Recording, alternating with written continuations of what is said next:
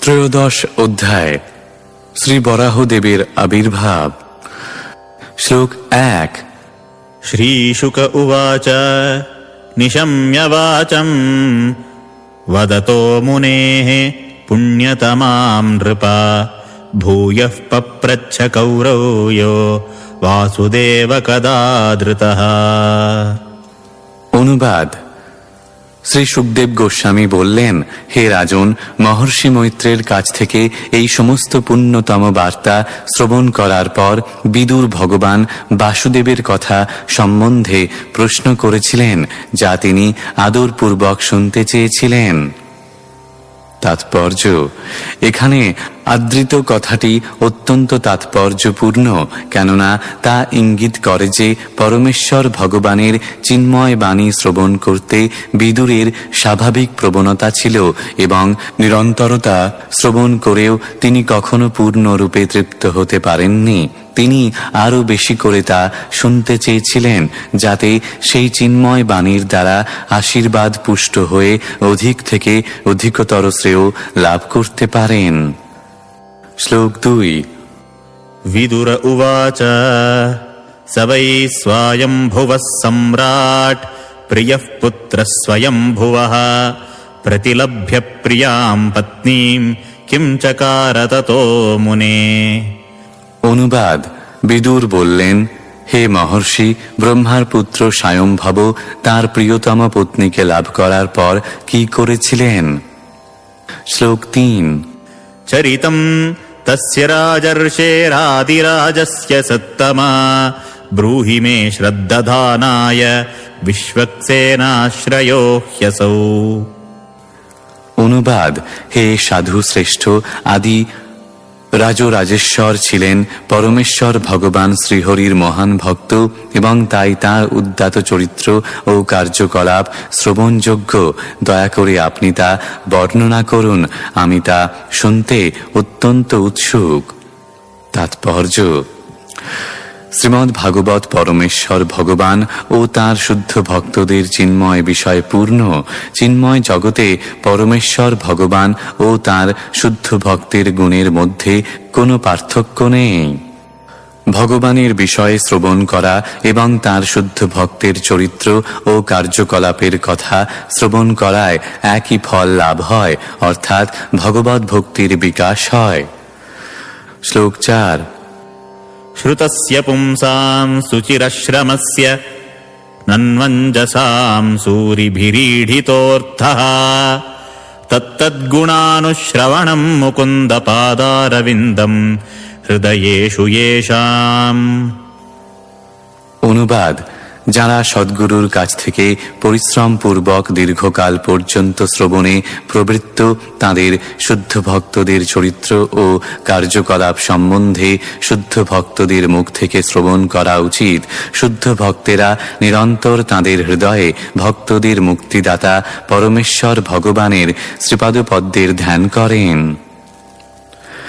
তাৎপর্য। দিব্য বিদ্যার্থী হচ্ছেন তাঁরা যারা সদ্গুরুর কাছ থেকে বেদসমূহ শ্রবণ করার দ্বারা কঠোর তপশ্চর্যা পালন করেন। তাঁদের কেবল পরমেশ্বর ভগবানের কার্যকলাপই শ্রবণ করা কর্তব্য নয়, তাঁরা নিরন্তর তাঁদের হৃদয়ে ভগবানের শ্রীপাদপদ্মের চিন্তা করেন। সেই ভগবত ভক্তদের চিন্ময় গুণাবলীর কথাও তাঁদের অবশ্যই শ্রবণ করতে হবে। ভগবানের শুদ্ধ ভক্তকে এক পলকের জন্য ভগবানের শ্রীপাদপদ্ম থেকে বিচ্ছিন্ন করা যায় না।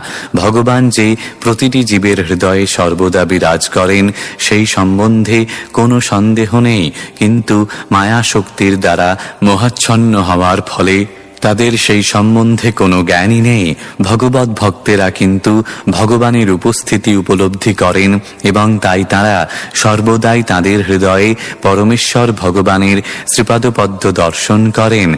এই প্রকার শুদ্ধ ভক্তেরা ভগবানেরই মতো মহিমান্বিত। প্রকৃতপক্ষে ভগবান নিজেই ঘোষণা করেছেন যে তাঁর শুদ্ধ ভক্তেরা তাঁর থেকেও অধিক পূজনীয়। ভগবত ভক্তের পূজা ভগবানের পূজার থেকেও অধিক উৎকৃষ্ট। তাই দিব্য বিদ্যার্থীদের কর্তব্য হচ্ছে শুদ্ধ ভক্তদের সম্বন্ধে শ্রবণ করা, যেভাবে তা ভগবানের অনুরূপ শুদ্ধ ভক্তগণ কর্তৃক বিশ্লেষিত হয়। কেননা নিজে শুদ্ধ ভক্ত না হলে পরমেশ্বর ভগবান অথবা তাঁর শুদ্ধ ভক্তের সম্বন্ধে বিশ্লেষণ করা যায় না। শ্লোক 5।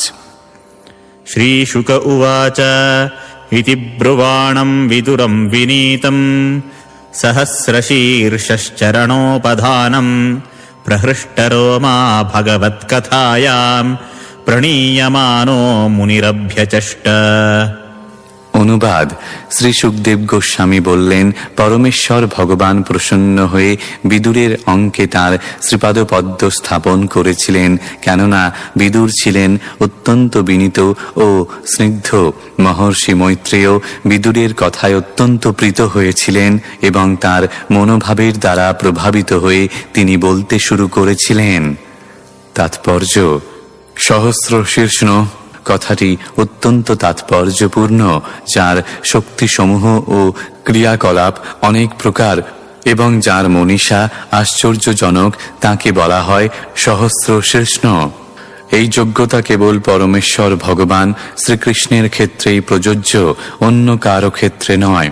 পরমেশ্বর ভগবান কখনো কখনো প্রসন্ন হয়ে বিদুরের গৃহে ভোজন করতে গিয়েছিলেন এবং বিশ্রাম করার সময় তিনি তার শ্রীপাদপদ্ম বিদুরের অঙ্কে স্থাপন করেছিলেন। বিদুরের আশ্চর্যজনক সৌভাগ্যের কথা চিন্তা করে মৈত্রেয় অনুপ্রাণিত হয়েছিলেন। তখন তার দেহ রোমাঞ্চিত হয়েছিল এবং তিনি মহানন্দে পরমেশ্বর ভগবানের কথা বর্ণনা করতে শুরু করেছিলেন। শ্লোক 6। मैत्रेय उवाच यदा स्वभार्यया सार्धं जातस्वायम्भुवो मनुः प्राञ्जलिः प्रणतश्चेदं वेदगर्भमभाषत।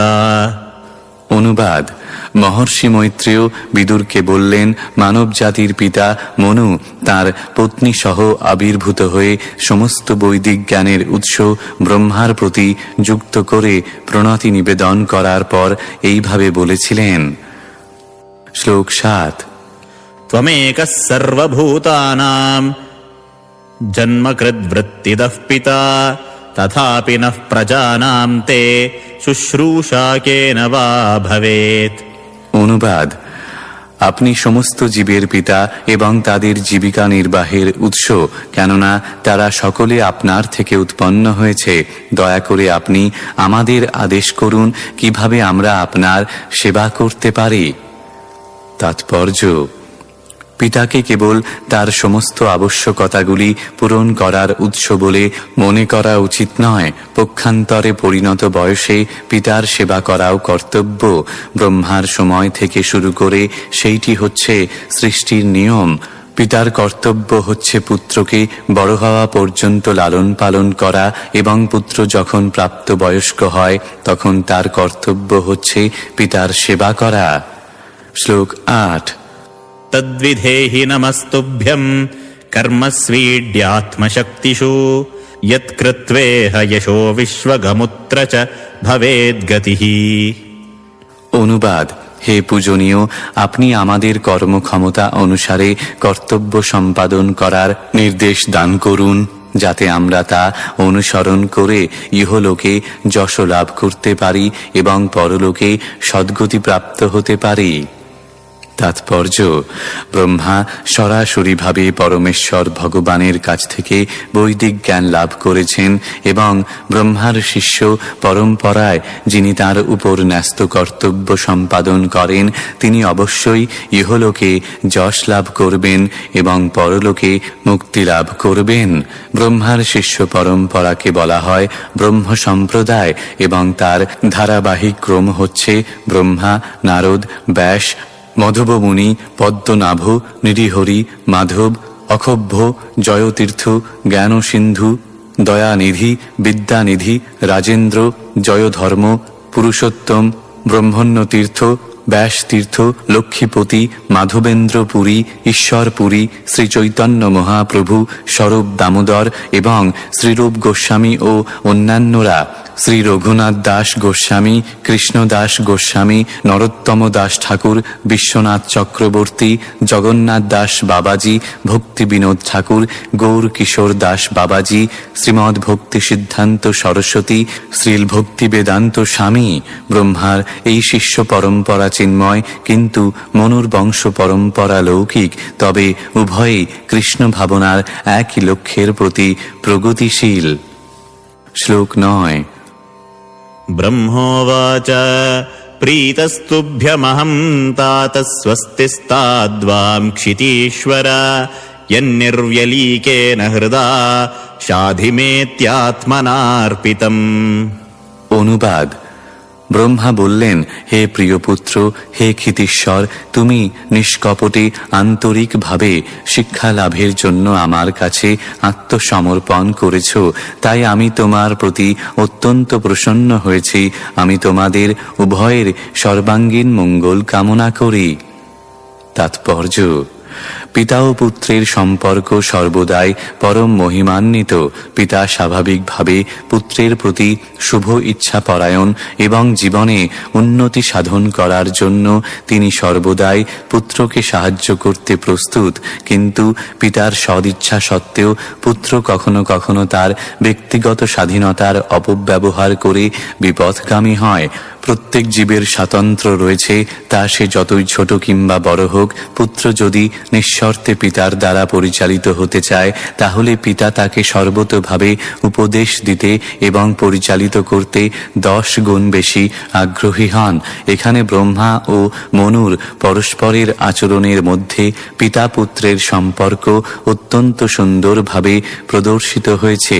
পিতা ও পুত্র উভয়ে ছিলেন অত্যন্ত যোগ্য এবং তাদের দৃষ্টান্ত সমগ্র মানব জাতির অনুসরণীয়। পুত্র মনু নিষ্কপটভাবে তাঁর পিতা ব্রহ্মার কাছে প্রার্থনা করেছিলেন তিনি যেন তাকে নির্দেশ দেন, এবং সমগ্র বৈদিক জ্ঞানে পরিপূর্ণ পিতা তাকে অত্যন্ত আনন্দের সঙ্গে উপদেশ দিয়েছিলেন। মানব জাতির পিতার এই উদাহরণ মানুষদের নিষ্ঠা সহকারে অনুসরণ করা উচিত এবং তার ফলে পিতা ও পুত্রের সম্পর্ক উন্নত হবে।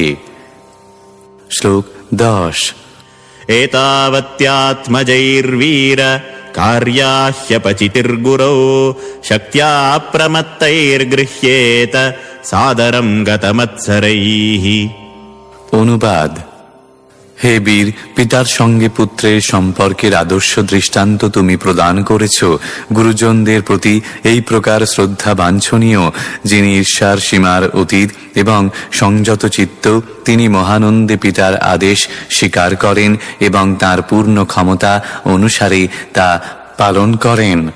তাৎপর্য: যখন ব্রহ্মার পূর্ববর্তী 4 পুত্র মহর্ষি সনক, সনাতন, সনন্দন ও সনত কুমার তাঁদের পিতা ব্রহ্মার আদেশ পালন করতে অস্বীকার করেন, তখন ব্রহ্মা অত্যন্ত ব্যথিত হয়েছিলেন এবং রুদ্ররূপে তাঁর ক্রোধ প্রকাশিত হয়েছিল। ব্রহ্মা সেই ঘটনার কথা ভুলে যাননি এবং তাই স্বয়ংভুব মনুর আজ্ঞানুবর্তিতা তাঁকে গভীরভাবে অনুপ্রাণিত করেছিল। জড়জাগতিক দৃষ্টিভঙ্গির পরিপ্রেক্ষিতে চতুষ্ষণের পিতার আদেশের অবজ্ঞা অবশ্যই নিন্দনীয় ছিল, কিন্তু যেহেতু এই প্রকার অবজ্ঞা উচ্চতর উদ্দেশ্য সাধনের জন্য হয়েছিল, তাই তারা তার প্রতিক্রিয়া থেকে মুক্ত ছিলেন। কিন্তু জড়জাগতিক কারণে কেউ যদি পিতার আদেশ পালনে অবহেলা করে, তাহলে তাকে অবশ্যই শাস্তি ভোগ করতে হবে। লৌকিক দৃষ্টিতে মনুর পিতৃ আজ্ঞা পালন অবশ্যই ঈর্ষা থেকে মুক্ত ছিল এবং জড়জগতে সাধারণ মানুষদের মনুর আদর্শ অনুসরণ করা একান্ত প্রয়োজনীয়। শ্লোক 11। सत्त्वमस्यामपत्यानि सदृशान्यात्मनो गुणैः उत्पाद्य शासधर्मेण गां यज्ञैः पुरुषं यज। অনুবাদ: যেহেতু আমি আমার অত্যন্ত আজ্ঞা পালনকারী পুত্র, তাই আমি তোমাকে আদেশ দিচ্ছি, তোমার পত্নীর গর্ভে তোমারই মতো গুণাবলী সম্পন্ন সন্তান উৎপাদন করো। ভগবত ভক্তির সিদ্ধান্ত অনুসারে পৃথিবী শাসন করো এবং এইভাবে যোগ্য অনুষ্ঠানের দ্বারা ভগবানের আরাধনা করো। তাৎপর্য: এখানে ব্রহ্মার জড়জগৎ সৃষ্টির উদ্দেশ্য স্পষ্টভাবে বর্ণিত হয়েছে। ভক্তিযোগের দ্বারা পরমেশ্বর ভগবানের আরাধনা করার উদ্দেশ্য প্রত্যেক মানুষের কর্তব্যযোগ্য রূপে তার পত্নীর গর্ভে সন্তান উৎপাদন করা। বিষ্ণু পুরাণে কাণ্ড 3 অধ্যায় 8 শ্লোক 9 উল্লেখ করা হয়েছে, वर्णाश्रमाचारवता पुरुषेण परः पुमान् विष्णुराराध्यते पन्था नान्यत्तत्तोषकारणम्। মানুষ বর্ণ ও আশ্রম ধর্ম যথাযথভাবে পালন করে পরমেশ্বর ভগবান বিষ্ণুর আরাধনা করতে পারে। বর্ণাশ্রম ধর্ম আচরণ ব্যতীত পরমেশ্বর ভগবানের প্রসন্নতা বিধানের আর অন্য কোনো উপায় নেই। বিষ্ণুর আরাধনা মানব জীবনের চরম লক্ষ্য। যারা ইন্দ্রিয় সুখভোগের জন্য বিবাহিত জীবনের অনুজ্ঞাপত্র গ্রহণ করে তাদের অবশ্যই পরমেশ্বর ভগবান বিষ্ণুর সন্তুষ্টি বিধানের দায়িত্ব গ্রহণ করতে হবে এবং তার প্রথম সোপান হচ্ছে বর্ণাশ্রম ধর্ম ব্যবস্থা। বর্ণাশ্রম ধর্ম শ্রীবিষ্ণুর আরাধনার উৎকর্ষ সাধনের এক সুসংবদ্ধ ব্যবস্থা। কিন্তু কেউ যদি সরাসরিভাবে ভগবত ভক্তির পন্থায় যুক্ত হন তাহলে তার বর্ণাশ্রম ধর্মের বিধি অনুশীলন করার প্রয়োজন নাও হতে পারে। ব্রহ্মার অন্যান্য পুত্র কুমারগণ সরাসরিভাবে ভগবানের সেবায় যুক্ত হয়েছিলেন এবং তাই তাদের বর্ণাশ্রম ধর্ম অনুশীলন করার প্রয়োজন হয়নি। শ্লোক 12 परं शुश्रूषणं मह्यं स्यात् प्रजारक्षया नृप भगवांस्ते प्रजाभर्तुर्हृषीकेशोऽनुतुष्यति। অনুবাদ, হে রাজন, তুমি যদি জড় জগতে জীবেদের যথাযথভাবে রক্ষণাবেক্ষণ করতে পারো তাহলে সেটি হবে আমার প্রতি তোমার শ্রেষ্ঠ সেবা। পরমেশ্বর ভগবান যখন দেখবেন যে তুমি বদ্ধ জীবেদের সুন্দরভাবে রক্ষণাবেক্ষণ করছো তখন ঋষিকেশ শ্রীকৃষ্ণ নিশ্চয়ই তোমার প্রতি অত্যন্ত প্রসন্ন হবেন।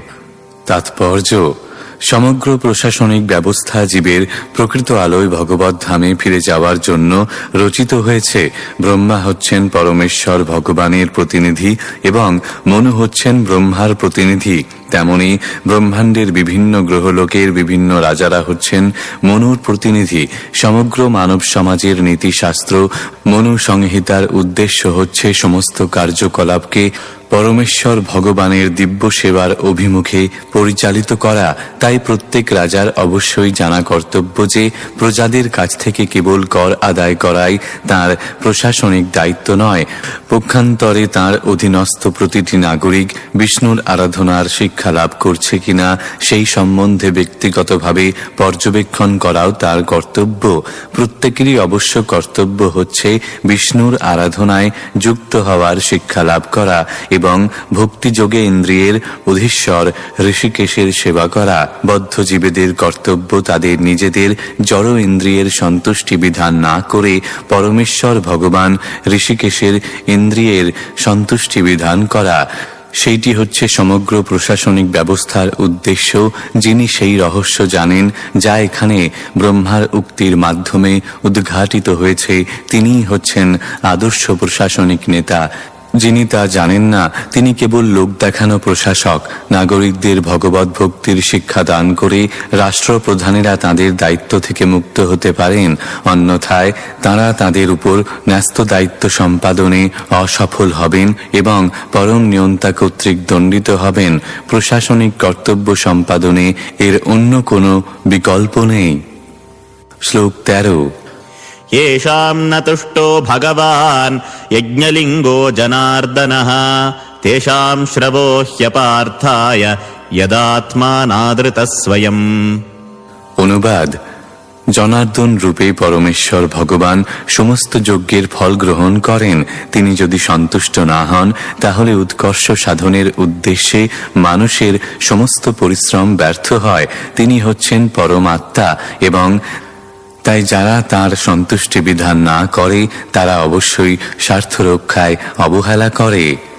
তাৎপর্য, ব্রহ্মাকে ব্রহ্মাণ্ডের ব্যবস্থাপনার সর্বোচ্চ নায়কদের পদে নিযুক্ত করা হয়েছে এবং তিনি তার তরফ থেকে মনু ও অন্যদের জড় জগতের কার্যনির্বাহক অধ্যক্ষ রূপে নিযুক্ত করেন, কিন্তু প্রকৃতপক্ষে এই সমস্ত আয়োজন পরমেশ্বর ভগবানের সন্তুষ্টি বিধানের জন্য।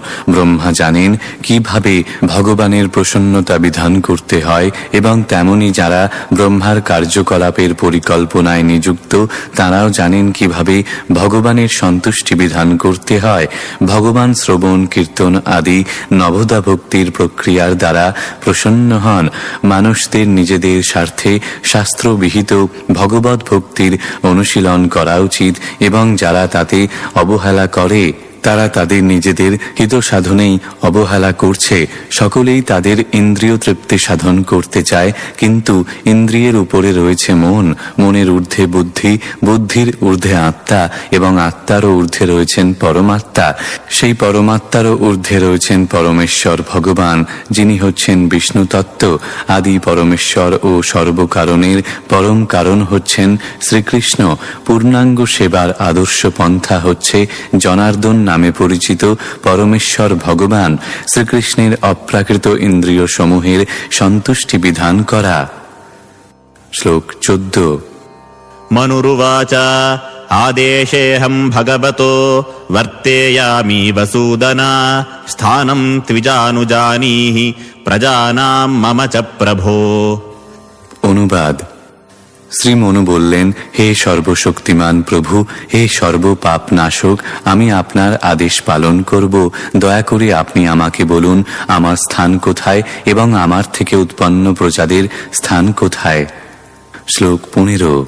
यतोऽकः सर्वभूतानां महीमग्ना महाम्भसि अस्या उद्धरणे यत्नो देवदेव्या विधीयताम्। অনুবাদ। হে দেবাদিদেব, আপনি কৃপা করে প্রলয় সলিলে নিমগ্ন পৃথিবীকে উদ্ধার করার প্রযত্ন করুন, কেননা তা হচ্ছে সমস্ত জীবেদের বাসস্থান। আপনার প্রচেষ্টা ও পরমেশ্বর ভগবানের কৃপায় তা করা সম্ভব হবে।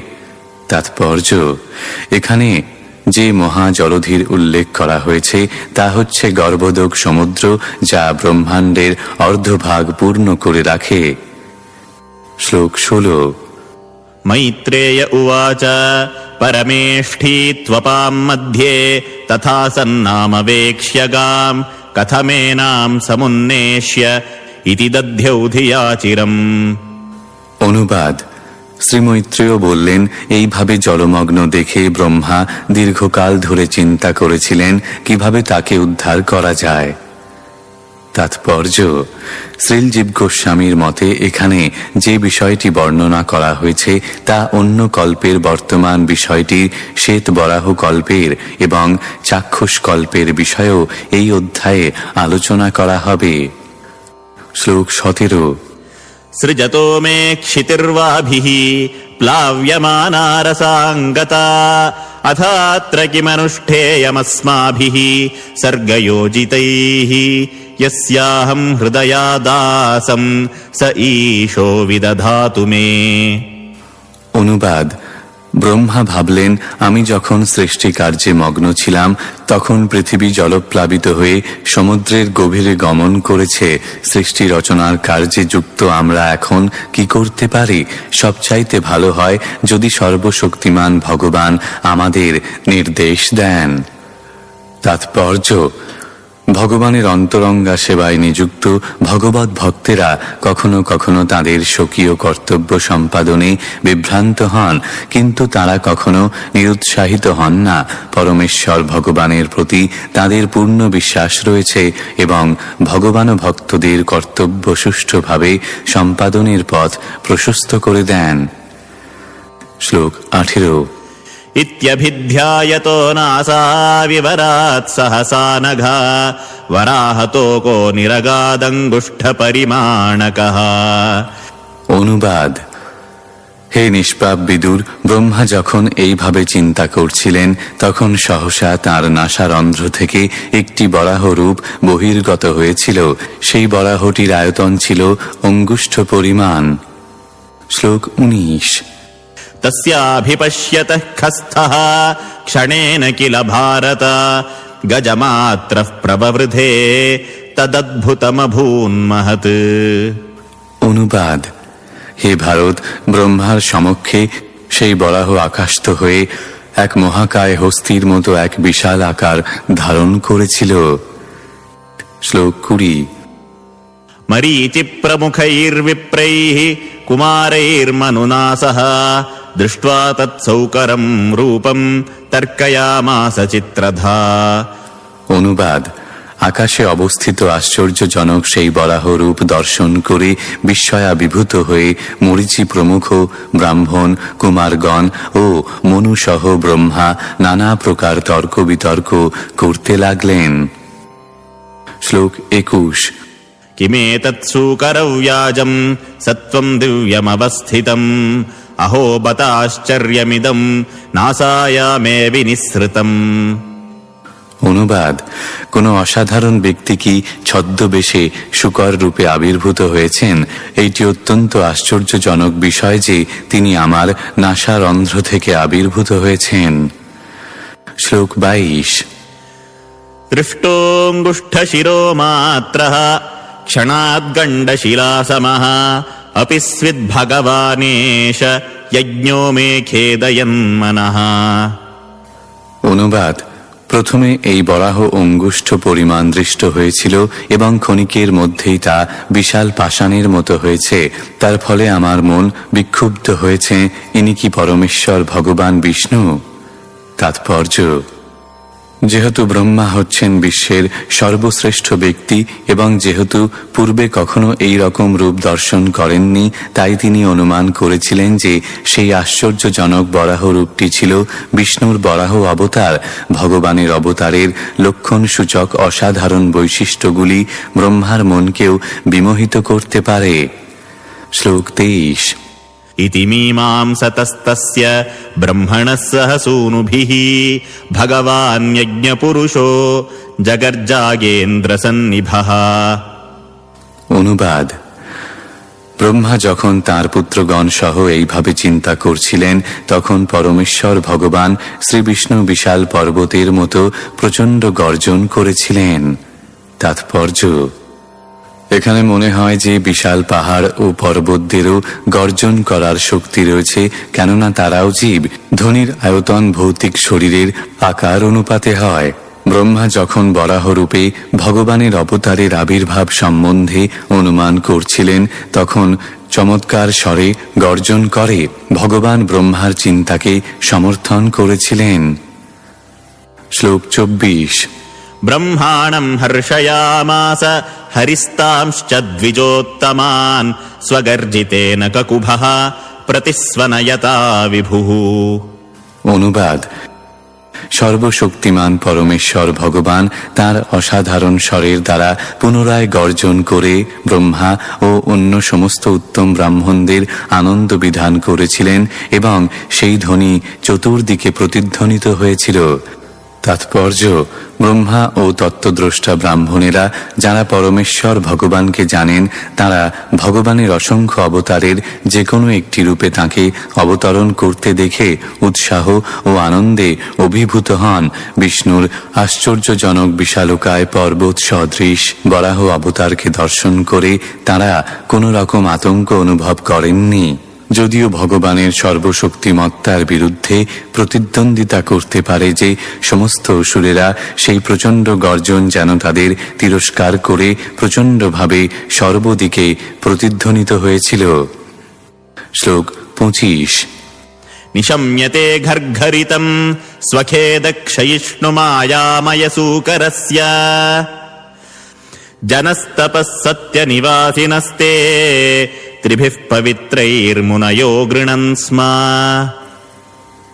অনুবাদ: যখন জনলোক, তপলোক ও সত্যলোকের অধিবাসী মহান মুনি ও ঋষিগণ ভগবান বরাহদেবের সেই প্রচণ্ড গর্জন শ্রবণ করেছিলেন, যা ছিল পরম করুণাময় ভগবানের সর্বমঙ্গলময় বাণী, তখন তারা 3 বেদ থেকে পবিত্র মন্ত্র উচ্চারণ করেছিলেন।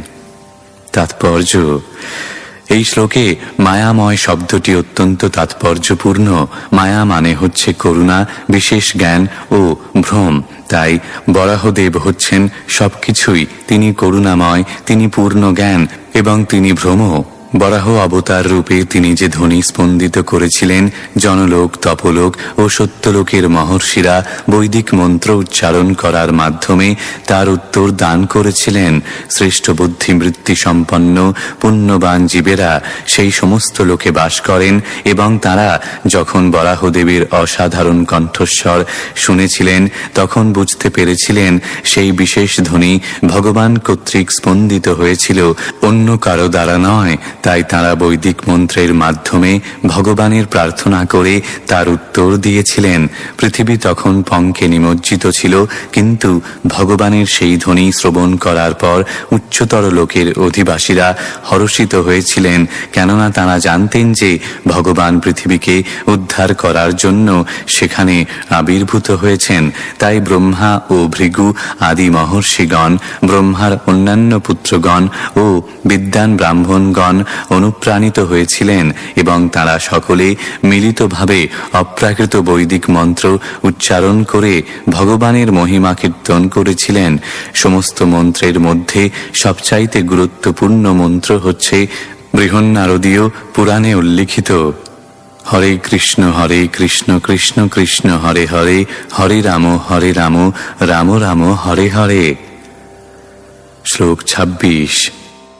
तेषां सता वेदवितानमूर्तिर्ब्रह्मावधार्यात्मगुणानुवादम् विनद्य भूयो विबुधोऽयमाय गजेन्द्रलीलो जलमाविवेश। অনুবাদ: মহান ভক্তদের বৈদিক মন্ত্র উচ্চারণের উত্তরে একটি গজেন্দ্রের মতো ক্রীড়া করতে করতে তিনি পুনরায় গর্জন করে জলে প্রবেশ করেছিলেন। ভগবান হচ্ছেন বৈদিক মন্ত্রের প্রতিপাদ্য বিষয় এবং তাই তিনি বুঝতে পেরেছিলেন যে ভক্তদের প্রার্থনা তাঁরই উদ্দেশ্যে নিবেদিত হয়েছিল। তাৎপর্য: যে কোনো রূপে ভগবানের বিগ্রহ সর্বদাই চিন্ময়, জ্ঞানময় ও কৃপাময়। ভগবান সমস্ত জড় কলুষ বিনাশকারী, কেননা তার রূপ হচ্ছে মূর্তিমান বৈদিক জ্ঞান। সমস্ত বেদ ভগবানের চিন্ময় রূপের আরাধনা করে। বৈদিক মন্ত্রে ভক্তেরা ভগবানের কাছে প্রার্থনা করেন তিনি যেন তার তীব্র জ্যোতি সংবরণ করেন, কেননা তা তার মুখমণ্ডলকে আচ্ছন্ন করে। এইটি ঈশোপনিষদের বাণী। ভগবানের কোনো জড়রূপ নেই, কিন্তু বেদের নির্দেশ অনুসারে সর্বদাই তার রূপ জানা যায়। বেদকে ভগবানের নিঃশ্বাস বলা যায় এবং সেই নিঃশ্বাস বেদের আদি অধ্যয়নকারী ব্রহ্মা গ্রহণ করেছিলেন। ব্রহ্মার নাসারন্ধ্র থেকে নিঃশ্বাসের ফলে বরাহদেবের আবির্ভাব হয়েছিল এবং তাই ভগবানের বরাহ অবতার হচ্ছেন বেদের মূর্তিমান বিগ্রহ। উচ্চতর লোকের মহর্ষিরা ভগবানের এই অবতারের যে মহিমা কীর্তন করেছিলেন তা ছিল যথার্থ বৈদিক মন্ত্র সমন্বিত। যখনই ভগবানের মহিমা কীর্তিত হয় তখন বুঝতে হবে যে বৈদিক মন্ত্র যথাযথভাবে উচ্চারিত হচ্ছে। তাই যখন এই প্রকার বৈদিক মন্ত্রসমূহ উচ্চারিত হচ্ছিল তখন ভগবান প্রসন্ন হয়েছিলেন এবং তার শুদ্ধ ভক্তদের অনুপ্রাণিত করার জন্য তিনি আর একবার গর্জন করে নিমজ্জিত পৃথিবীকে উদ্ধার করার জন্য জলে প্রবেশ করেছিলেন। শ্লোক 27। उत्क्षिप्तबालः खचरः कठोरः स्वटाविधुन्वन् खररोमशश्वक् खुराहताभ्रः सितदंष्ट्र ईक्षा ज्योतिर्बभासे भगवान् महीध्रः। অনুবাদ: পৃথিবীকে উদ্ধার করার জন্য জলে প্রবেশ করার পূর্বে ভগবান বরাহদেব তাঁর পুচ্ছ উত্তোলন করে আকাশে উত্থিত হলেন। তখন তাঁর কাঁধের কঠোর কেশসমূহ কম্পিত হচ্ছিল।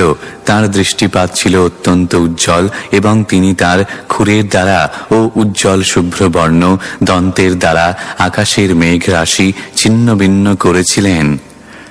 তাৎপর্য: ভগবানের ভক্তেরা ভগবানের অপ্রাকৃত কার্যকলাপ বর্ণনা করার মাধ্যমে তাঁর স্তব করেন। এখানে বরাহদেবের কয়েকটি চিন্ময় বৈশিষ্ট্য বর্ণনা করা হয়েছে। উচ্চতর 3 লোকের অধিবাসীরা ভগবানের যে স্তব করেছিলেন তা থেকে বোঝা যায় যে তাঁর দেহ সর্বোচ্চ গ্রহ ব্রহ্মলোক অথবা সত্যলোক থেকে আরম্ভ করে আকাশ জুড়ে বিস্তৃত হয়েছিল। ব্রহ্ম সংহিতায় উল্লেখ করা হয়েছে যে সূর্য ও চন্দ্র হচ্ছে তার চক্ষুদয়, তাই আকাশে তার দৃষ্টিপাত সূর্য অথবা চন্দ্রের মতো জ্যোতির্ময় ছিল। এখানে ভগবানকে মহিদ্র বলে বর্ণনা করা হয়েছে, যার অর্থ হচ্ছে বিশাল পর্বত অথবা পৃথিবীর ধারক। এই দুটি শব্দ থেকেই বোঝা যায় যে ভগবানের শরীর হিমালয় পর্বতের মতো বড় এবং কঠিন ছিল। তা না হলে কিভাবে তিনি তার শুভ্রবর্ণ দশনাগ্রে সমগ্র পৃথিবীকে ধারণ করেছিলেন। ভগবানের এক মহান ভক্ত কবি জয়দেব তার দশাবতার স্তোত্রে এই ঘটনাটির বর্ণনা করে গেছেন। বসতি দশন শিখরে ধরণী তব লগ্না, শোষিনী কলঙ্ক কলের নিমগ্না, কেশবধৃত শুকর রূপ জয় জগদীশ হরে।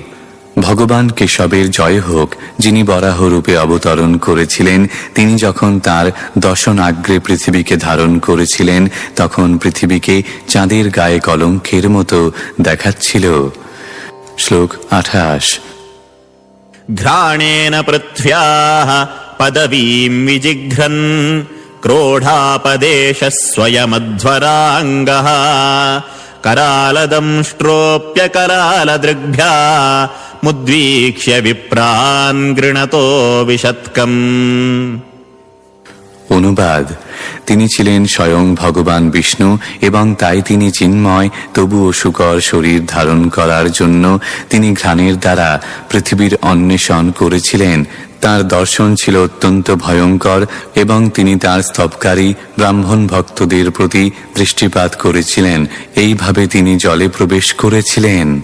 তাৎপর্য: আমাদের সবসময় মনে রাখতে হবে যে শুকরের শরীর যদিও জড়, কিন্তু ভগবানের বরাহরূপ জড় কলুষের দ্বারা কলুষিত ছিল না। পৃথিবীর কোন শুকরের পক্ষে সত্যলোক থেকে শুরু করে সমগ্র আকাশ জুড়ে বিস্তৃত একটি বিশাল শরীর ধারণ করা সম্ভব নয়। তার শরীর সর্ব অবস্থাতেই চিন্ময়, তাই তার পক্ষে বরাহরূপ ধারণ করা কেবল একটি লীলা মাত্র। তার শরীর হচ্ছে সমস্ত বেদ, অর্থাৎ অপ্রাকৃত। কিন্তু যেহেতু তিনি একটি শুকরের রূপ পরিগ্রহ করেছিলেন, তাই তিনি ঠিক একটি শুকরের মতো ঘ্রাণ গ্রহণ করতে করতে পৃথিবীর অন্বেষণ করেছিলেন। ভগবান যে কোনো জীবের ভূমিকা পূর্ণরূপে অভিনয় করতে পারেন। বরাহদেবের বিরাট আকৃতি অবশ্যই সমস্ত অভক্তদের কাছে অত্যন্ত ভয়ঙ্কর ছিল, কিন্তু তার শুদ্ধ ভক্তদের কাছে তা মোটেই ভয়ঙ্কর ছিল না।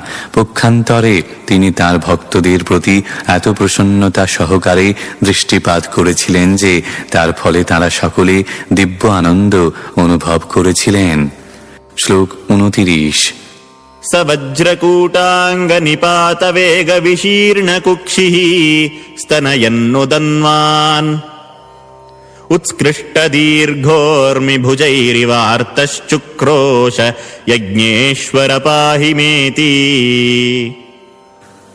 অনুবাদ: বিশাল পর্বতের মতো জলে নিপতিত হয়ে বরাহদেব মহাসমুদ্রের মধ্যভাগ বিদীর্ণ করেছিলেন। তখন দুটি অতি উচ্চ তরঙ্গ সমুদ্রের বাহুর মতো প্রকট হয়েছিল এবং মনে হয়েছিল সমুদ্র যেন ভয়ে তরঙ্গরূপ দীর্ঘ বাহু বিস্তার করে ভগবানের কাছে প্রার্থনা করছিলেন, হে যজ্ঞেশ্বর, আমাকে এইভাবে বিভক্ত করবেন না, দয়া করে আপনি আমাকে রক্ষা করুন। তাৎপর্য: অপ্রাকৃত বরাহদেবের পর্বত সদৃশ শরীরের পতনের ফলে মহাসাগরও বিচলিত হয়েছিল এবং মনে হয়েছিল যেন তার মৃত্যু আসন্ন হওয়ার ফলে সে ভীত হয়েছিল। শ্লোক 30। खुरैक्षुरपैर्दरयंस्तदापः उत्पारपारं त्रिपरूरसायां, ददर्शगां तत्र सुषुप्सुरग्रे यां जीवधानीं स्वयमभ्यधत्त। অনুবাদ: ভগবান বরাহদেব তীক্ষ্ণ বাণের মতো ক্ষুরের দ্বারা জলকে বিদীর্ণ করেছিলেন এবং অসীম সমুদ্রের সীমা প্রাপ্ত হয়েছিলেন। সেখানে তিনি সমস্ত জীবের আশ্রয়স্থল পৃথিবীকে সৃষ্টির পূর্বের মতো শায়িত দেখেছিলেন এবং তখন তিনি স্বয়ং তাকে উত্তোলন করেছিলেন। তাৎপর্য: রসায়াম শব্দটি কখনো কখনো ব্রহ্মাণ্ডের সর্বনিম্ন লোক রসাতল বলে ব্যাখ্যা করা হয়, কিন্তু শ্রীল বিশ্বনাথ চক্রবর্তী ঠাকুরের মতে এখানে সেই অর্থটি প্রযোজ্য নয়। পৃথিবী তল, অতল, তলাতল, বিতল, রসাতল, পাতাল ইত্যাদি লোকসমূহ থেকে 7 গুণ শ্রেষ্ঠ, তাই পৃথিবী রসাতলে অবস্থিত হতে পারে না। সেই সম্বন্ধে বিষ্ণু ধর্মে বর্ণনা করা হয়েছে। পাতালমূলেশ্বর ভোগ সংহতৌ বিন্যস্য পাদৌ পৃথিবীম চ বিভ্রতঃ যস্যোপমানো ন বভূব সোচ্যুতো মমাস্তু মাঙ্গল্য বিবৃদ্ধয়ে হরিঃ। তাই ভগবান পৃথিবীকে গর্ভোদক সমুদ্রের তলদেশে প্রাপ্ত হয়েছিলেন, যেখানে ব্রহ্মার দিনান্তে প্রলয়ের সময় সমস্ত গ্রহগুলি বিশ্রাম করে। শ্লোক 31।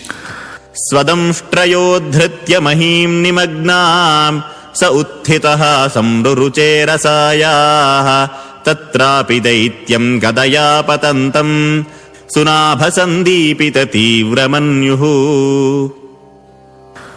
অনুবাদ: ভগবান বরাহদেব অবলীলাক্রমে পৃথিবীকে তাঁর দশনাগ্রে ধারণ করে জল থেকে উত্তোলন করলেন। তখন তার রূপে চতুর্দিক আলোকিত হয়েছিল। সেই সময় তার ক্রোধ সুদর্শন চক্রের মতো উদ্দীপ্ত হয়েছিল। তিনি তৎক্ষণাৎ দৈত্য বধ করেছিলেন, যদিও সে ভগবানের সঙ্গে যুদ্ধ করার চেষ্টা করেছিল। তাৎপর্য: শ্রীলজীব গোস্বামীর মতে বৈদিক শাস্ত্রে 2টি বিভিন্ন মন্বন্তরে বরাহদেবের আবির্ভাবের বর্ণনা করা হয়েছে। তার একটি হচ্ছে চাক্ষুষ মন্বন্তর, অপরটি স্বয়ম্ভুব মন্বন্তর। বরাহদেবের এই বিশেষ অবতরণটি হয়েছিল স্বয়ম্ভুব মন্বন্তরে, যখন মহরলোক, জনলোক, সত্যলোক আদি উচ্চতর লোকগুলি ব্যতীত অন্য সমস্ত লোকসমূহ প্রলয় বাড়িতে নিমজ্জিত হয়েছিল। বরাহদেবের এই বিশেষ অবতরণ উল্লিখিত লোকসমূহের অধিবাসীরা দর্শন করেছিলেন। শ্রীল বিশ্বনাথ চক্রবর্তী ঠাকুর মন্তব্য করেছেন যে মৈত্রেয় ঋষি 2টি বিভিন্ন মন্বন্তরে বরাহদেবের লীলা একত্রে বিদুরের কাছে বর্ণনা করেছেন। শ্লোক 32।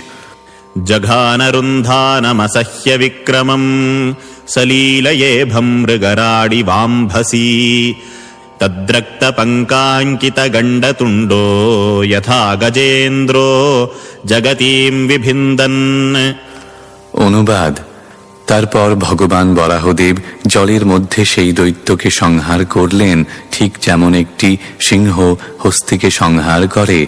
ভগবানের গণ্ডদেশ ও জিহ্বা দৈত্যের রক্তে আরক্তিম হয়েছিল, ঠিক যেমন গজেন্দ্র গৈরিক মৃত্তিকা খনন করার সময় আরক্তিম হয়ে ওঠে।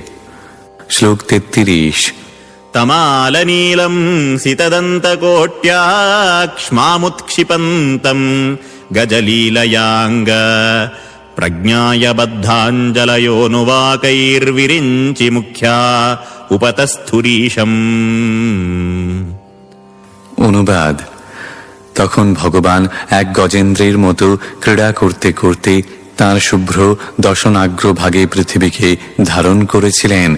তাঁর অঙ্গকান্তি ছিল তমালের মতো নীলাভ, এবং তাই ব্রহ্মা প্রমুখ মহর্ষিগণ বুঝতে পেরেছিলেন যে তিনি হচ্ছেন পরমেশ্বর ভগবান, এবং তারা তাঁকে তাঁদের সশ্রদ্ধ প্রণতি নিবেদন করেছিলেন। শ্লোক 34। ऋषय ऊचुः जितं जितं ते जितयज्ञभावन त्रयीं तनुस्वां परिधुन्वते नमः यद्रोमगर्तेषु निलिल्युरद्धयस्तस्मै नमः कारणसूकरायते। অনুবাদ: গভীর শ্রদ্ধা সহকারে সমস্ত ঋষিরা তখন বলেছিলেন, হে অজিত, হে যজ্ঞ ভাবন, আপনি সর্বতোভাবে জয়যুক্ত হন। আপনি সমস্ত বেদের মূর্তিমান বিগ্রহ রূপে বিচরণ করছেন। আপনার বিগ্রহের রোমকূপে মহাসাগর সমূহ নিমজ্জিত হয়ে রয়েছে। কোনো কারণবশত আপনি এখন বরাহ রূপ পরিগ্রহ করেছেন। তাৎপর্য: ভগবান তাঁর ইচ্ছা অনুসারে যে কোনো রূপ ধারণ করতে পারেন এবং সর্ব অবস্থাতে তিনি সর্বকারণের পরম কারণ। যেহেতু তাঁর রূপ চিন্ময়, তিনি সর্বদাই পরমেশ্বর ভগবান। যেমন তিনি মহাবিষ্ণু রূপে কারণ সমুদ্রে নিবাস করেন, তাঁর দিব্য শরীরের রোমকূপ থেকে অসংখ্য ব্রহ্মাণ্ড উদ্ভূত হয় এবং তাই তাঁর চিন্ময় দেহ হচ্ছে মূর্তিমান বেদ। তিনি সমস্ত যজ্ঞের ভোক্তা এবং তিনি হচ্ছেন অপরাজেয় পরমেশ্বর ভগবান। পৃথিবীকে উদ্ধার করার জন্য তিনি শূকর রূপ ধারণ করেছিলেন বলে তাকে ভ্রান্তিবশত কখনোই পরমেশ্বর ভগবান থেকে ভিন্ন বলে মনে করা উচিত নয়। ব্রহ্মার মতো মহান ব্যক্তি, মহর্ষিগণ এবং উচ্চতর লোকের অন্যান্য অধিবাসীগণ স্পষ্টভাবে তা হৃদয়ঙ্গম করেছিলেন। শ্লোক 35। रूपं तवैतन्ननु दुष्कृतात्मनां दुर्दर्शनं देव यदध्वरात्मकम् छन्दांसि यस्य त्वयि बर्हिरोमस्वाद्यं दृशित्वं घ्रिषु चातुर्होत्रम्। অনুবাদ: হে ভগবান, আপনার শ্রীমূর্তি যজ্ঞ অনুষ্ঠানের দ্বারা পূজনীয়, কিন্তু যারা দুরাত্মা তারা তা দর্শন করতে পারে না।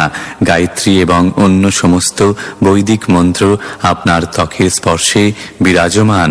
আপনার শরীরের রোমাবলিতে কুশ ঘাস আপনার নেত্রে ঘৃত এবং আপনার চার পায়ে চার প্রকার কর্ম বিরাজ করে। তাৎপর্য: এক প্রকার দুষ্কৃতকারী রয়েছে যাদের ভগবদ গীতায় বেদবাদী বলা হয়েছে, অর্থাৎ তারা হচ্ছে তথাকথিত বেদের কঠোর অনুসরণকারী। তারা ভগবানের অবতারে বিশ্বাস করে না। সুতরাং উপাস্য বরাহ রূপে তাঁর অবতরণের কি আর কথা। ভগবানের বিভিন্ন রূপের বা অবতারের পূজাকে তারা মানুষকে ঈশ্বর সাজাবার মতবাদ বলে মনে করে থাকে। শ্রীমদ্ ভাগবতের বিচারে তারা হচ্ছে দুষ্কৃতকারী এবং ভগবদ গীতায় অধ্যায় 7 শ্লোক 15 তাদের কেবল দুষ্কৃতকারী বলা হয়নি, উপরন্তু তাদের মূঢ় ও নরাধম বলে বর্ণনা করা হয়েছে এবং সেখানে বলা হয়েছে যে তাদের নাস্তিক মনোভাবের জন্য মায়া তাদের জ্ঞান অপহরণ করে নিয়েছে। এই প্রকার অভিশপ্ত মানুষদের কাছে ভগবানের বিশাল বরাহ অবতার গোচরীভূত হয় না। বেদের এই সমস্ত কঠোর অনুগামীরা যারা ভগবানের নিত্যরূপকে অস্বীকার করে, শ্রীমদ্ ভাগবতের বর্ণনা অনুসারে তাদের জেনে রাখা উচিত যে এই প্রকার অবতারেরা হচ্ছেন মূর্তিমান বেদ। বরাহদেবের ত্বক, চক্ষু, রোমাবলী বেদের বিভিন্ন অঙ্গ বলে বর্ণনা করা হয়েছে। তাই তিনি হচ্ছেন বেদের মূর্ত স্বরূপ, বিশেষ করে গায়ত্রী মন্ত্রের। শ্লোক 36 स्रत्कुण्ड आसीत् स्रुव ईशनासयोरिडोदरे चमसाः कर्णरन्ध्रे प्राश्रित्यमास्ये ग्रसने ग्रहास्तु ते यच्चर्वणं ते भगवन्नग्निहोत्रम्। অনুবাদ: হে ভগবান, আপনার জিহ্বা শ্রুক, আপনার নাসিকা শ্রুব, আপনার উদর ইলা এবং আপনার কর্ণ বিবর চমস, আপনার মুখে ব্রহ্মভাগ পাত্র প্রাশিত্র, আপনার গলা গ্রহা নামক সোমপাত্র এবং আপনি যা চর্বণ করেন তা হচ্ছে অগ্নিহোত্র। তাৎপর্য: বেদবাদীরা বলে যে বেদ ও বেদে বর্ণিত যজ্ঞানুষ্ঠানের অতিরিক্ত আর কিছু নেই। সম্প্রতি তারা তাদের সমাজে প্রতিদিন যজ্ঞ অনুষ্ঠান করার নিয়ম প্রবর্তন করেছে। তারা কেবল একটি ছোট্ট আগুন জ্বালিয়ে তাতে খেয়াল খুশি মতো কিছু অর্পণ করে, কিন্তু বেদে বর্ণিত যজ্ঞের বিধিবিধানের যথাযথ অনুসরণ করে না। বেদের বিধি অনুসারে জানা যায় যে যজ্ঞ অনুষ্ঠানের জন্য বিভিন্ন প্রকার যজ্ঞ পাত্রের প্রয়োজন হয়, যেমন শ্রোক, শ্রুবা, বহির্ষ, চাতুর্হোত্র, ইড়া, চমস, পাশিত্র গ্রহ ও অগ্নিহোত্র কনিষ্ঠতা সহকারে যজ্ঞের নিয়মসমূহ পালন না করলে যজ্ঞের ফল লাভ করা যায় না। এই যুগে কঠোরভাবে নিয়ম পালন করে যজ্ঞ অনুষ্ঠান করার কোনো সুযোগ নেই বললেই চলে। তাই এই কলিযুগে এই প্রকার যজ্ঞ অনুষ্ঠানের বিরুদ্ধ সমালোচনা করা হয়েছে। শাস্ত্রে বিশেষভাবে কেবল সংকীর্তন যজ্ঞ অনুষ্ঠান করার নির্দেশ দেওয়া হয়েছে। পরমেশ্বর ভগবানের অবতার হচ্ছেন যজ্ঞেশ্বর এবং যতক্ষণ পর্যন্ত না ভগবানের অবতারের প্রতি শ্রদ্ধার উদয় হয় ততক্ষণ যথাযথভাবে যজ্ঞ অনুষ্ঠান করা যায় না। অর্থাৎ পরমেশ্বর ভগবানের আশ্রয় অবলম্বন করে তাঁর সেবা সম্পাদন করাই হচ্ছে প্রকৃত যজ্ঞ অনুষ্ঠান। যজ্ঞের বিভিন্ন পাত্র ভগবানের অবতারের দেহের বিভিন্ন অঙ্গ। শ্রীমদ্ ভাগবতের 11 স্কন্ধে বিশেষভাবে নির্দেশ দেওয়া হয়েছে যে ভগবান শ্রী চৈতন্য মহাপ্রভুর প্রসন্নতা বিধানের জন্য সংকীর্তন যজ্ঞের অনুষ্ঠান করা উচিত। যজ্ঞ অনুষ্ঠানের ফল প্রাপ্তির জন্য নিষ্ঠা সহকারে সেই নির্দেশ অনুসরণ করা উচিত। শ্লোক 37। দীক্ষানুজন্মোপসদশিরোধরম ত্বম প্রায়ণীയോ দয়নীয়দംষ্ট্রঃ জিহ্বা প্রবর্গ্যস্তব শীর্ষকম ক্রতোঃ সত্যাবসত্যম চিতয়ো সমোহিতে। অনুবাদ। অধিকন্তু হে প্রভু, বারবার আপনার অবতরণ হচ্ছে সর্বপ্রকার দীক্ষার বাসনা, আপনার গ্রীবা 3 প্রকার ইচ্ছার স্থান এবং আপনার 10ম দীক্ষার ফল এবং সমস্ত বাসনার সমাপ্তি, আপনার জিহ্বা দীক্ষার প্রারম্ভিক কর্ম, আপনার মস্তক হোমরহিত অগ্নি ও উপাসনার অগ্নি এবং আপনার প্রাণ সমস্ত বাসনার সমষ্টি। শ্লোক 38। সোমস্তুরেতঃ সবনান্যবস্থিতিঃ সংস্থা বিভেদাস্তব দেবধাতবঃ সত্রাণি সর্বাণি শরীরসন্ধিস্ত্বং সর্ব যজ্ঞক্রতুরিষ্টিবন্ধনঃ। অনুবাদ। হে ভগবান, সোম নামক যজ্ঞ আপনার বীর্য, আপনার বৃদ্ধি প্রাতকালীন শাস্ত্রীয় আচার অনুষ্ঠান, আপনার ত্বক আদি সপ্ত ধাতু অগ্নিষ্টম যজ্ঞের সপ্ত উপাদান, আপনার দেহ সন্ধি বার দিনব্যাপী অনুষ্ঠিত বিভিন্ন প্রকার যজ্ঞের প্রতীক। তাই আপনি সোম ও অসোম উভয় প্রকার সমস্ত যজ্ঞের বিষয় এবং যজ্ঞের দ্বারাই কেবল আপনি আবদ্ধ হন। তাৎপর্য। বৈদিক অনুষ্ঠানের অনুসরণকারীরা 7 প্রকার যজ্ঞের অনুষ্ঠান করেন এবং সেইগুলি হচ্ছে অগ্নিষ্টম, অত্যগ্নিষ্টম, উকথ, ষোড়শী, বাজপেয়, অতিরাত্র ও আপ্তর্জাম। যে ব্যক্তি নিয়মিতভাবে এই প্রকার যজ্ঞ অনুষ্ঠান করেন তিনি ভগবানের সঙ্গে অবস্থিত বলে মনে করা হয়, কিন্তু যিনি ভগবত ভক্তি সম্পাদন করার মাধ্যমে ভগবানের সঙ্গে সম্পর্কযুক্ত, বুঝতে হবে যে তিনি ইতিমধ্যেই সব রকম যজ্ঞ অনুষ্ঠান করেছেন। শ্লোক 39। নমো নমস্তেऽখিলমন্ত্রদেবতা দ্রব্যায় সর্বক্রতবে ক্রিয়াত্মনে বৈরাগ্যভক্ত্যাত্মজয়ানুভাবিতজ্ঞানায় বিদ্যা গুরবে নমো নমঃ। অনুবাদ। হে প্রভু, আপনি পরমেশ্বর ভগবান এবং সমস্ত প্রার্থনার দ্বারা, বৈদিক মন্ত্রের দ্বারা ও যজ্ঞের উপকরণের দ্বারা আপনি পূজনীয়। আমরা আপনাকে আমাদের প্রণতি নিবেদন করি। মন যখন দৃশ্য ও অদৃশ্য সব রকম জড়কলুষ থেকে মুক্ত হয় তখন আপনাকে উপলব্ধি করা যায়। ভক্তিময়ী জ্ঞানের পরম গুরু আপনাকে আমরা আমাদের সশ্রদ্ধ প্রণতি নিবেদন করি। তাৎপর্য। ভগবত ভক্তির বৈশিষ্ট্য হচ্ছে যে ভক্তকে সব রকম জড় কলুষ ও কামনা বাসনা থেকে মুক্ত হতে হয়। তাকে বলা হয় বৈরাগ্য বা জড় কামনা বাসনা ত্যাগ। কেউ যখন বিধি অনুসারে ভগবত ভক্তিতে যুক্ত হন তখন তিনি আপনা থেকেই জড় কামনা বাসনা হতে মুক্ত হন এবং চিত্তের সেই বিশুদ্ধ অবস্থায় তিনি পরমেশ্বর ভগবানকে উপলব্ধি করতে পারেন। প্রতিটি জীবের হৃদয়ে বিরাজ বিরাজমান পরমেশ্বর ভগবান ভক্তকে শুদ্ধ ভক্তি সম্বন্ধে নির্দেশ দেন, যাতে তিনি চরমে ভগবানের সান্নিধ্য লাভ করতে পারেন।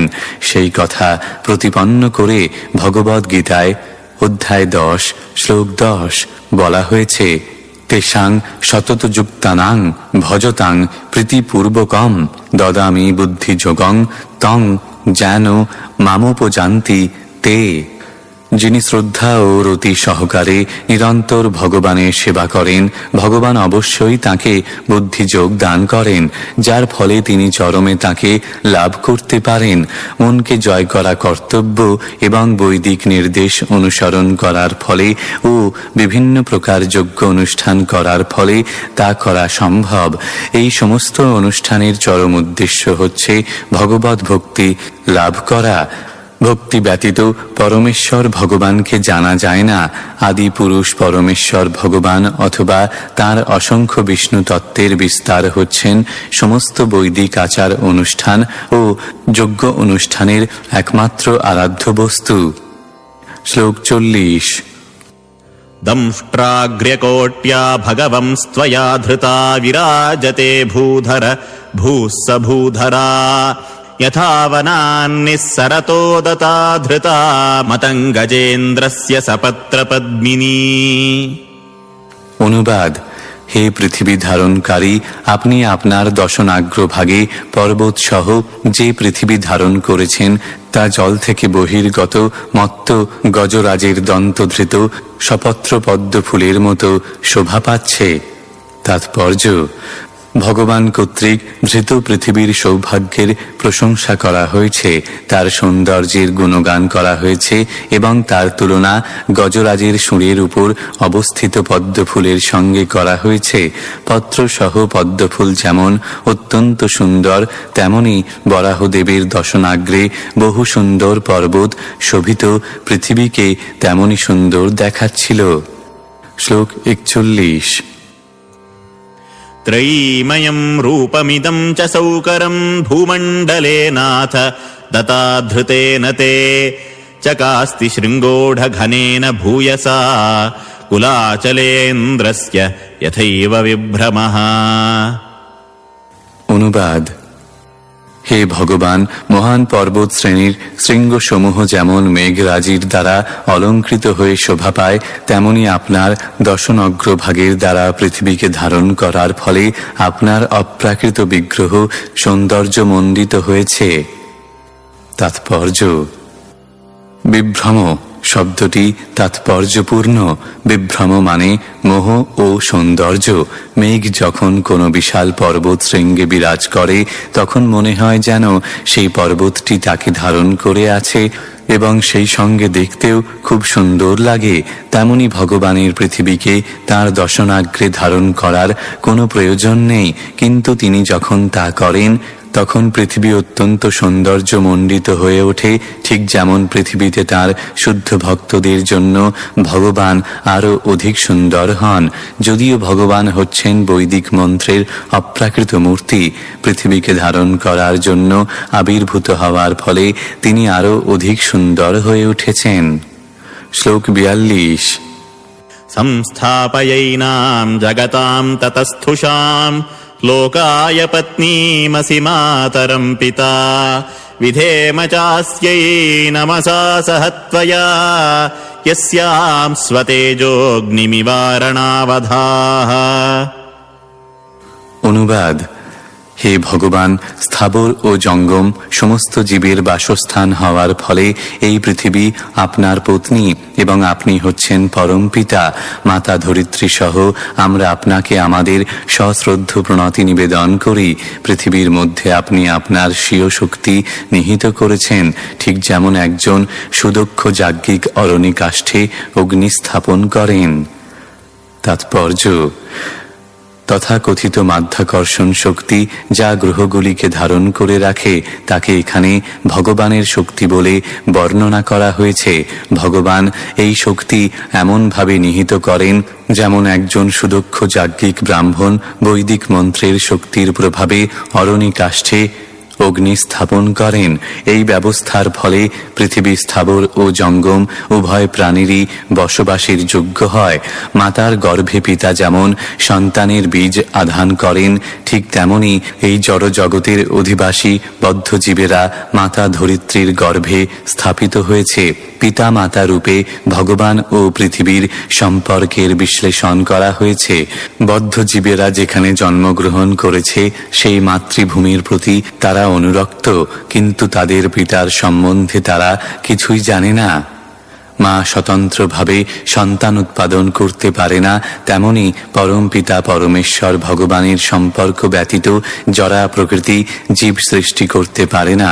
শ্রীমদ্ ভাগবত আমাদের শিক্ষা দেয় মাতা সহ পরমেশ্বর ভগবান শ্রীকৃষ্ণকে প্রণতি নিবেদন করার, কেননা পিতাই কেবল স্থাবর ও জঙ্গম উভয় প্রকার সমস্ত জীবের সংরক্ষণ ও প্রতিপালনের জন্য সমস্ত শক্তি সহ মাতার গর্ভধারণ করেন। শ্লোক 23।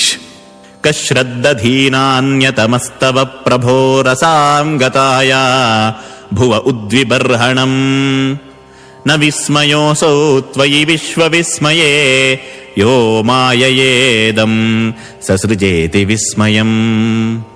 অনুবাদ: হে ভগবান, আপনি ছাড়া আর কে জলের ভিতর থেকে পৃথিবীকে উদ্ধার করতে পারে?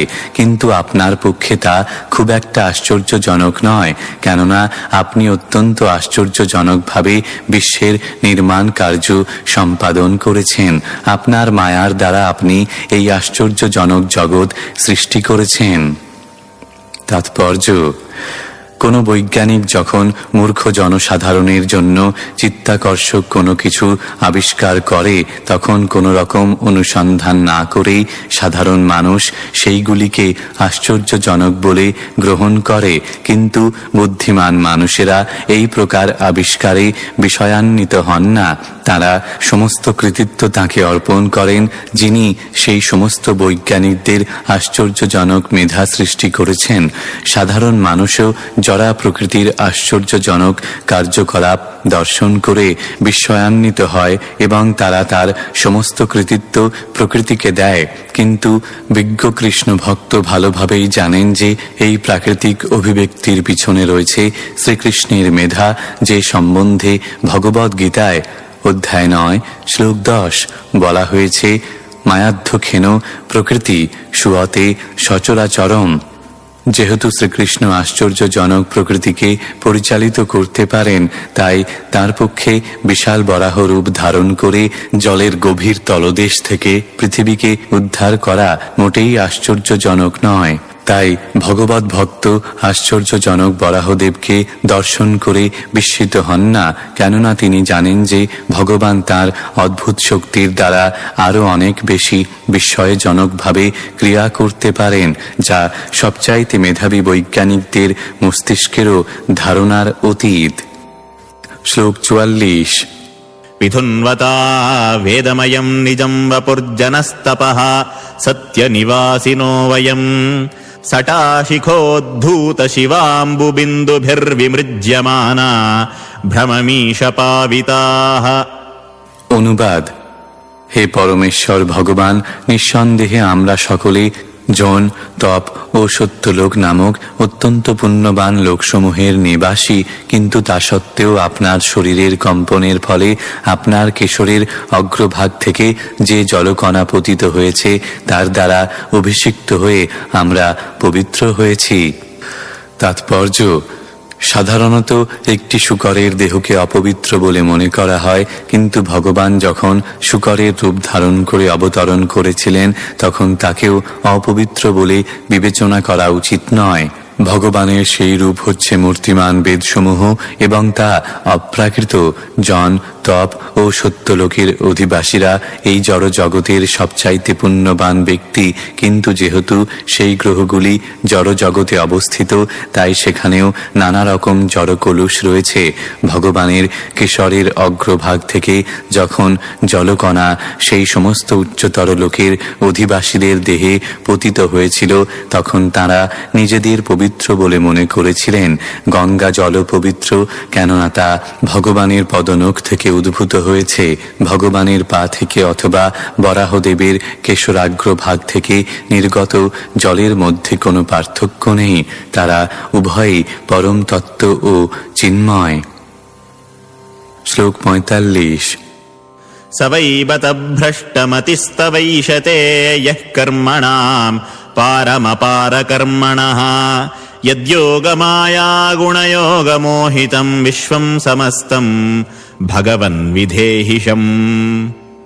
অনুবাদ: হে ভগবান, আপনার আশ্চর্যজনক কার্যকলাপের কোনো সীমা নেই। যারা আপনার আশ্চর্যজনক কার্যকলাপের সীমা জানতে চায় তারা নিশ্চয়ই মহামূর্খ। এই জগতে সকলেই প্রভাবশালী যোগশক্তির দ্বারা আবদ্ধ। কৃপা করে আপনি সেই সমস্ত বদ্ধ জীবদের প্রতি আপনার অহেতুকী কৃপা প্রদান করুন। তাৎপর্য: যে সমস্ত মনোধর্মী ব্যক্তিরা অসীমের সীমা জানতে চায় তারা নিশ্চয়ই মন্দবুদ্ধি। তারা সকলেই ভগবানের বহিরঙ্গা শক্তির দ্বারা বিমোহিত।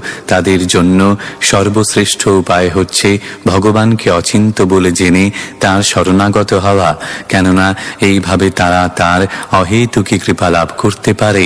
উপরোক্ত প্রার্থনাটি যৌন, তপ ও সত্যলোকের অধিবাসীরা নিবেদন করেছিলেন, যারা মানুষদের থেকে অনেক বেশি বুদ্ধিমান ও শক্তিশালী। এখানে বিশ্বং সমস্তম কথাটি অত্যন্ত তাৎপর্যপূর্ণ। জড়জগৎ ও চিৎজগৎ রয়েছে। ঋষিরা প্রার্থনা করেছেন উভয় জগৎই আপনার বিভিন্ন শক্তির দ্বারা বিমোহিত। যারা চিৎজগতে রয়েছেন তারা তাদের নিজেদের ও আপনাকেও ভুলে গিয়ে আপনার প্রেমময়ী সেবায় মগ্ন। আর যারা জড়জগতে রয়েছে তারা জড় ইন্দ্রিয় সুখভোগের চেষ্টায় মগ্ন হয়ে আপনাকে ভুলে গেছে। আপনাকে কেউই জানতে পারে না, কেননা আপনি অসীম। তাই অনর্থক মনের জল্পনা কল্পনার দ্বারা আপনাকে জানার চেষ্টা না করাই ভালো। পক্ষান্তরে আপনি দয়া করে আমাদের আশীর্বাদ করুন, যাতে আমরা অহেতুকী ভক্তির দ্বারা আপনার আরাধনা করতে পারি। শ্লোক 46। মৈত্রেয় উবাচ ইত্যুপস্থীয়মানোऽসौ মুনিभिर्ब्रह्मवादिभिः সলিলে स्वखुराक्रान्त উপাধত্তাবিতাবনিম। অনুবাদ: মহর্ষি মৈত্রেয় বললেন, এইভাবে মহর্ষি ও ব্রহ্মবাদীগণ কর্তৃক স্তুত হয়ে ভগবান তাঁর ক্ষুর দ্বারা পৃথিবীকে স্পর্শ করে তাকে জলের উপর স্থাপন করলেন। তাৎপর্য: ভগবানের অচিন্ত শক্তির দ্বারা পৃথিবীকে জলের উপর স্থাপন করা হয়েছিল। ভগবান সর্বশক্তিমান এবং তাই তিনি তাঁর ইচ্ছা অনুসারে বিশাল গ্রহসমূহকে জলে অথবা বায়ুতে স্থাপন করতে পারেন। মানুষের ক্ষুদ্র মস্তিষ্ক কখনো ধারণা পর্যন্ত করতে পারে না কিভাবে ভগবানের এই সমস্ত শক্তি ক্রিয়া করতে পারে। যে নিয়মের দ্বারা এই সমস্ত ঘটনা সম্ভব হয় তার কিছু অস্পষ্ট বিশ্লেষণ মানুষ করতে পারে, কিন্তু প্রকৃতপক্ষে মানুষের ক্ষুদ্র মস্তিষ্ক ভগবানের কার্যকলাপের ধারণা করতে অক্ষম। তাই একে বলা হয় অচিন্ত। তবুও কুপমণ্ডক দার্শনিকেরা কাল্পনিক ব্যাখ্যা করার চেষ্টা করে। শ্লোক 47। स इत्थं भगवानुर्वीं विश्वक्सेनः प्रजापतिः रसाया लीलयोन्नीतामप्सुनस्य ययौ हरिः। অনুবাদ: এইভাবে সমস্ত জীবের পালনকর্তা পরমেশ্বর ভগবান বিষ্ণু জলের ভিতর থেকে পৃথিবীকে উদ্ধার করে তাকে জলের উপর স্থাপন করে তার স্বীয় ধামে প্রত্যাবর্তন করেছিলেন। তাৎপর্য: পরমেশ্বর ভগবান শ্রীবিষ্ণু তাঁর ইচ্ছাক্রমে বিশেষ বিশেষ উদ্দেশ্য সাধনের জন্য অসংখ্য অবতার রূপে জড় জগতে অবতরণ করেন এবং তারপর তাঁর স্বধামে প্রত্যাবর্তন করেন। যখন তিনি আসেন তখন তাকে বলা হয় অবতার, অর্থাৎ যিনি অবতরণ করেন। ভগবান ও তাঁর বিশিষ্ট ভক্তেরা যারা এই পৃথিবীতে আসেন তারা আমাদের মতো সাধারণ জীব নন। শ্লোক 48। य एवमेतां हरिमेधसो हरेः कथां सुभद्रां कथनीयमायिनः शृण्वीत भक्त्या श्रवयेत मोषतीं जनार्दनोऽस्याशु हृदि प्रसीदति। অনুবাদ: কেউ যদি ভক্তি সহকারে বরাহদেবের এই মঙ্গলময়ী কাহিনী শ্রবণ ও বর্ণনা করেন, তাহলে সকলের হৃদয়ে বিরাজমান পরমেশ্বর ভগবান অত্যন্ত প্রসন্ন হন। তাৎপর্য: ভগবান তাঁর বিভিন্ন অবতারে আবির্ভূত হন, লীলাবিলাস করেন এবং এক বর্ণনামূলক ইতিহাস তাঁর পিছনে রেখে যান, যা তাঁরই মতো অপ্রাকৃত। আমরা সকলেই কোনো আশ্চর্যজনক বর্ণনা শুনতে ভালোবাসি, কিন্তু অধিকাংশ কাহিনী মঙ্গলজনক নয় অথবা শ্রবণীয় নয়, কেননা সেইগুলি জড়া প্রকৃতির নিকৃষ্ট গুণসম্পন্ন। প্রতিটি জীব উচ্চতর গুণসম্পন্ন চিন্ময় আত্মা এবং কোনো লৌকিক বস্তুই তার পক্ষে মঙ্গলজনক হতে পারে না। তাই বুদ্ধিমান মানুষের কর্তব্য ভগবানের লীলার বিস্তারিত বর্ণনা নিজে শ্রবণ করা এবং অন্যদেরও শ্রবণ করার সুযোগ দেওয়া, কেননা তা জড় অস্তিত্বের ক্লেশ নষ্ট করবে। ভগবান তাঁর অহেতুকী কৃপার ফলেই এই পৃথিবীতে অবতরণ করেন এবং তাঁর কৃপাময় কার্যকলাপের ইতিবৃত্ত রেখে যান, যাতে ভক্তেরা তার দিব্য ফল লাভ করতে পারে। শ্লোক 49।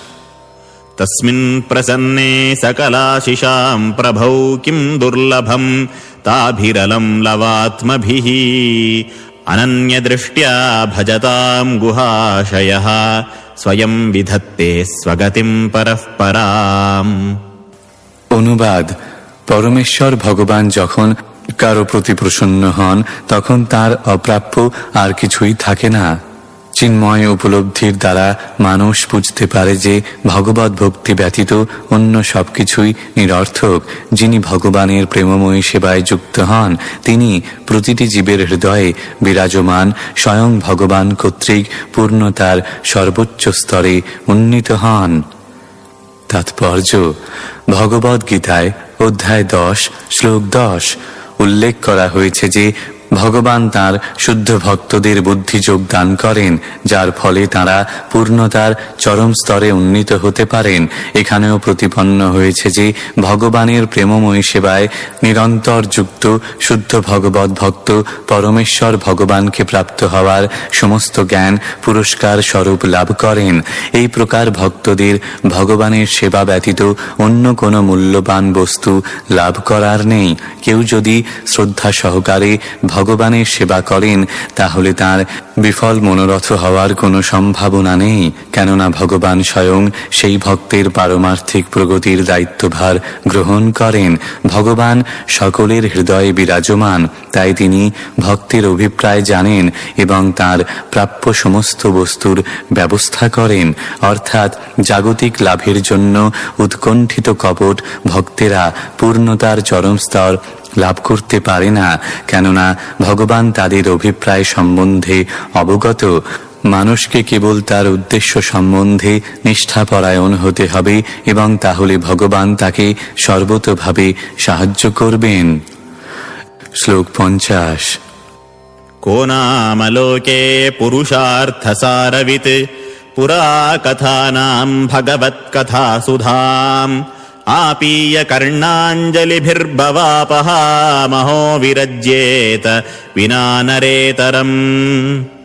অনুবাদ: যে মানুষ নয় সে ছাড়া এই জগতে অন্য আর কে আছে? যে জীবনের পরম পুরুষার্থ সম্বন্ধে আগ্রহী নয়, এমন কে আছে যে ভগবানের লীলা কথারূপ অমৃত প্রত্যাখ্যান করতে পারে, যা নিজেই মানুষকে তার সব রকম জাগতিক ক্লেশ থেকে মুক্ত করতে পারে? তাৎপর্য: পরমেশ্বর ভগবানের লীলাসমূহের বর্ণনা অমৃতের নিরন্তর প্রবাহের মতো। অমানুষ ছাড়া অন্য আর কেউ সেই অমৃত প্রত্যাখ্যান করতে পারে না। ভগবত ভক্তি হচ্ছে প্রতিটি মানুষের জীবনের পরম পুরুষার্থ এবং এই ভগবত ভক্তির শুরু হয় পরমেশ্বর ভগবানের অপ্রাকৃত কার্যকলাপ শ্রবণ করার মাধ্যমে। পশুরাই কেবল অথবা যে সমস্ত মানুষদের আচরণ পশুদের মতো, তারাই কেবল কেবল ভগবানের অপ্রাকৃত বাণী শ্রবণ করতে অস্বীকার করতে পারে। পৃথিবীতে বহু গল্পের ও ইতিহাসের বই রয়েছে, কিন্তু ভগবান সম্বন্ধীয় ইতিহাস অথবা বর্ণনা ব্যতীত কোনো কিছুই জড়জাগতিক দুঃখ দুর্দশার ভার লাঘব করতে পারে না। তাই যিনি জড়জাগতিক অস্তিত্বের নিবৃত্তির ব্যাপারে নিষ্ঠাপরায়ণ, তাকে অবশ্যই পরমেশ্বর ভগবানের অপ্রাকৃত কার্যকলাপের কথা কীর্তন ও শ্রবণ করতে হবে। তা না হলে তাকে অবশ্যই অমানুষের সঙ্গে তুলনা করতে হবে। ইতি শ্রীমদ্ভাগবতের তৃতীয় স্কন্ধের শ্রী বরাহদেবের আবির্ভাব নামক ত্রয়োদশ অধ্যায়ের ভক্তি বেদান্ত তাৎপর্য।